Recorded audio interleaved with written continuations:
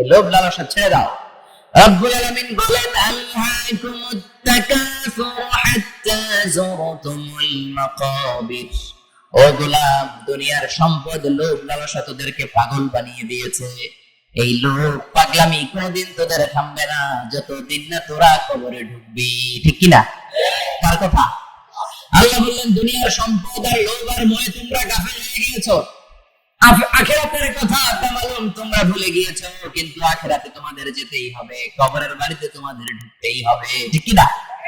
যেতেই হবে। আমরা ভুলে যাই। আলহাকুমুত তাকাসুর, অতিরিক্ত পাওয়ার লোভ, বেশি বেশি খাওয়ার লোভ, বেশি বেশি জমানোর লোভ মানুষকে গাফেল বানিয়ে দিয়েছে। এটা মানুষের স্বভাব। আরো চাই, আরো চাই, এই স্বভাবটা আছে না নাই? দেখবেন ছোট বাচ্চারা মসজিদের দোয়া অনুষ্ঠান শেষে জিলাপি দেয় না? বলে কৃষ্ণপুর কি দেয়? আগে বাতাসা দিত না, এখন কি দেয়? জিলাপি দেয়, মিষ্টি দেয়।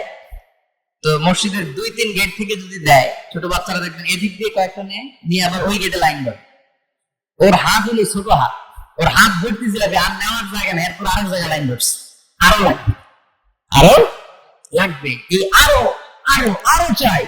এই স্বভাবটাই মানুষকে কুড়ে কুড়ে শেষ করে দিয়েছে। এত লাগবে কেন? তুমি চাহিদার কোনো শেষ নাই। Unlimited demand of human being. যার আছে বেশি তার চাই বেশি। যার সাইকেল আছে তার হুন্ডা চাই, হুন্ডা আছে তো প্রাইভেট কার চাই, প্রাইভেট কার আছে তো প্লেন চাই, প্লেন আছে তো হেলিকপ্টার চাই, হেলিকপ্টার আছে তো ওইটা চাই, ওইটা আছে তো সেটা চাই। ঠিক কিনা? এলাকার মেম্বার যে হয়েছে চেয়ারম্যান হতে চায়, আছে না নাই?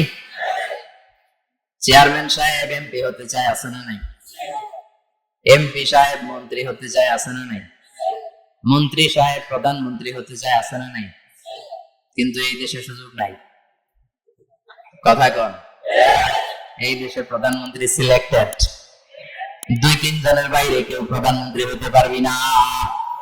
ঠিক কিনা? আমার এই জীবনে আমি 2-3 জনকে দেখলাম। বেগম খালেদা জিয়া, মাননীয় প্রধানমন্ত্রী শেখ হাসিনার ছোট্টবেলা দেখেছি এর সাথে। আমরা তখন ছোট।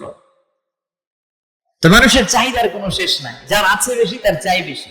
এজন্য বিষ্ণু বলেছেন উনজুরু ইলা মান হুয়া আসফালা মিন, তোমার চেয়ে যে খারাপ আছে ওর দিকে তাকাও। ওয়ালা তানজুরু মান হুয়া আ'লা মিন, তোমার চেয়ে যে ভালো আছে ওর দিকে তাকাও না, তোমার চেয়ে যে খারাপ অবস্থানে আছে ওর দিকে তাকাও।